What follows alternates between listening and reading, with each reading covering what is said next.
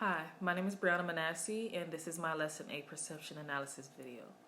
So, first question. Defend the perspective that the first step in the first 5 decision-making model is the most important. So, this is basically the process of choosing a course of action that involves identifying a decision, acquiring data, and weighing potential answers. So, the first step decision making process is basically a method for making decisions that are beneficial to a certain group. So, in order to solve an issue, the decision making process enables the investigation of all potential solutions and also guarantees that the best one is found. So, the steps included in the decision making process are as follows. Defining the issue, determining and weighing decision criteria, generating alternatives, rating alternatives, selecting and carrying out and assessing the choice. So, by gathering all the necessary data and outlining options, a step-by-step decision-making process can assist you in making a more careful and considered decision. By using this strategy, you basically have a better chance of selecting the option that will be the most fulfilling. The 5-step decision-making model, the first and most crucial step is to define the decision at hand. So basically, the moment a management recognizes the true issue, the decision-making process starts. And each process undertaken in the decision-making process is based on the problem defined, which must be accurate in order for it to have an impact on the steps that come afterwards. So, it's good to consider these questions while determining the issue. What's the issue would be number 1, and can it be solved? Also, is this the actual issue or merely a sign of a more serious one? Can it wait, or does it have to require immediate attention? Also, is it likely to disappear on its own, or can I possibly ignore it? Or, most importantly, what is the main goal, and what is the outcome of the choice intended to achieve?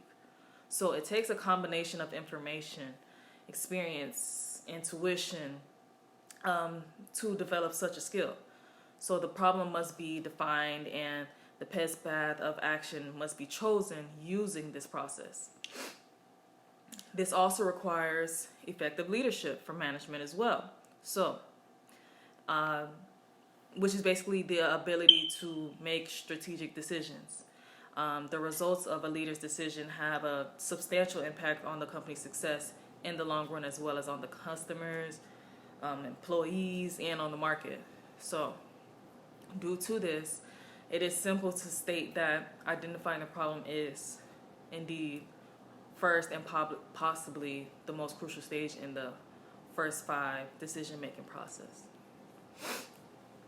So, number 2, in what types of work situations would satisficing be appropriate?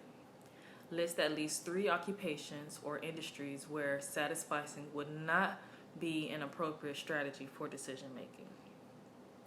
So I believe that when making decisions, satisficing means aiming for basically a good enough or adequate outcome rather than the ideal outcome.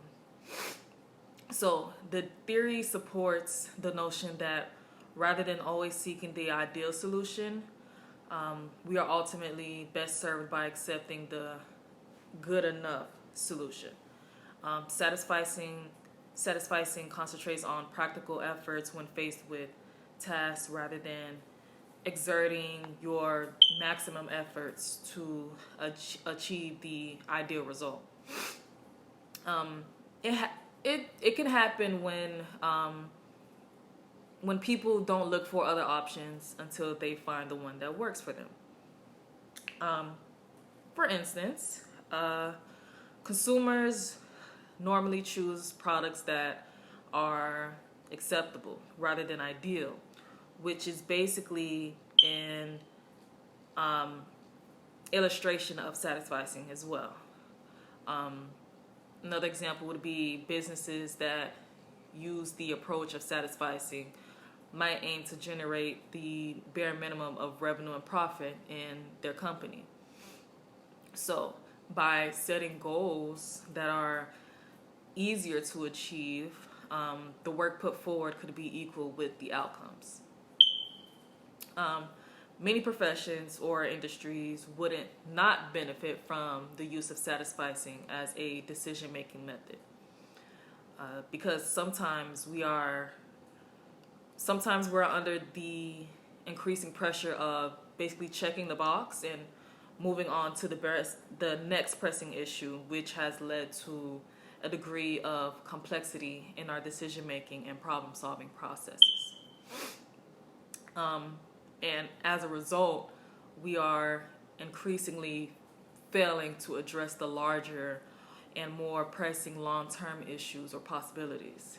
So, examples would be in the fields of medicine, law, and mining. Setting for less is not an option. And because the vast majority of Americans work in one of these three professions, for example, going back to the medical professionals have a huge, significant role in saving people's lives, helping with patients' health, enhancing the quality of life for their patients, and making careers in the healthcare industry is extremely vital. So one would ask you to consider a situation in which a doctor is about to execute a patient's heart surgery, for example, and feels that good enough will do. It will not. There'll be situations where family gets involved, lawsuits gets involved, and jobs could be lost because of this. So satisfaction would not be encouraged, should not be encouraged in situations like those. Another example would be going back to law. So an attorney who does the bare minimum of legal action to prevent someone who's innocent of a crime, and they are doing the bare minimum to keep that innocent person from spending the rest of their lives in prison. Satisficing would not be a good idea in this situation either, because someone who's innocent that could possibly face 25 to life for a crime they didn't commit, that would be wrong. Another example would be a miner who, like a gold miner who suffers an injury in an open pit, or they're exposed to harmful chemicals. Doing the bare minimum and satisficing in that situation wouldn't be good either, because situations like that could be deadly. So, while satisficing can be beneficial, it also can have somewhat negative effects when it leads people to seek impossible goals or to ignore the crucial facts. So, number 3, discuss the relationship between creativity and innovation. Is it possible to innovate without creativity? Is it possible to be creative without innovating? Defend your position. So, while creativity focuses on the development of fresh, practical concepts, innovation entails putting these ideas into new goods and processes.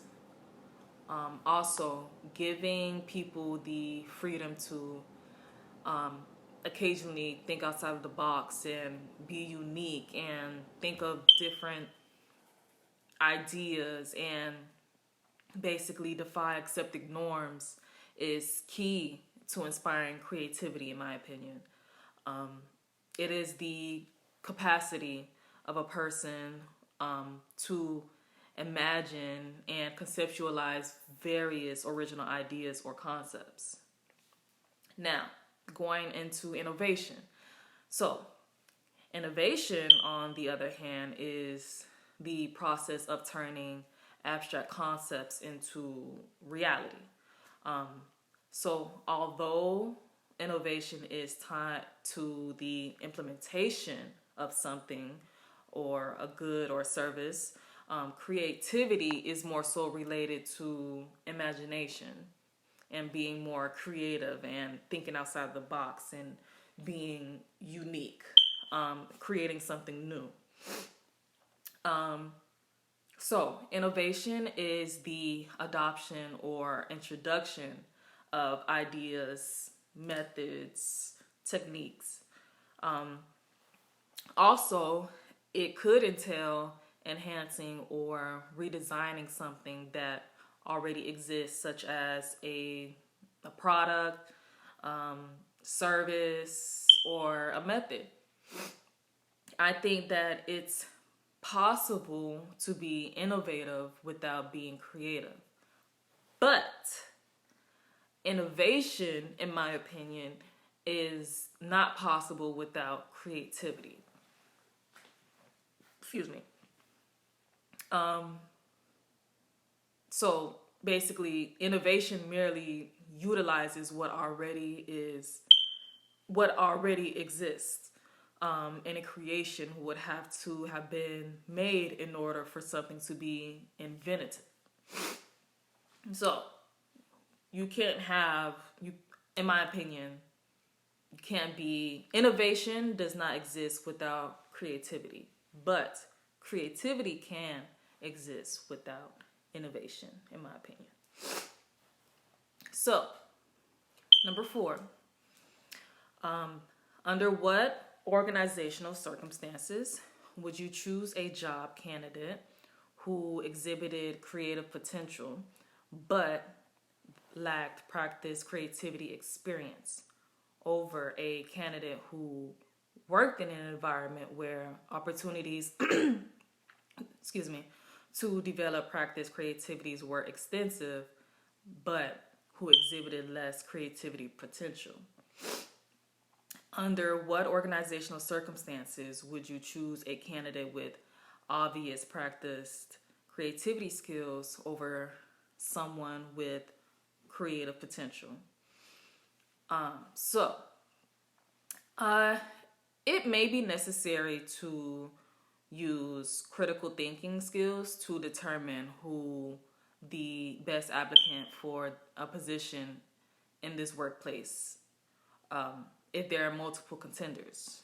For instance, a person can have creative potential but not have any practice using their creativity.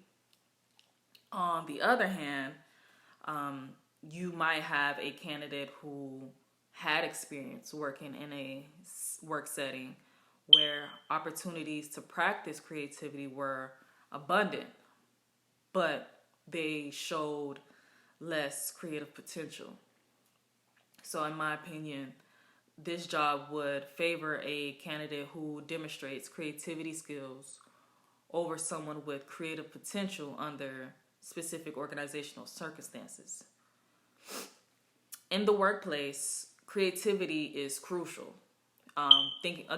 Going back to question number 3, it's great for a company to see an employee who's very unique and thinks outside of the box and comes up with different strategies and new ideas to help the company advance. So, again, creativity is crucial to the entrepreneurship that launches new businesses. So, because of this, employers may find new ways to overcome challenges by using creative thinking to come up with original, inventive solutions. The development of business and the generation of having fresh ideas can both benefit from creativity. And because of this, as a result, positive changes will occur at the workplace as a result of encouraging creativity among employees.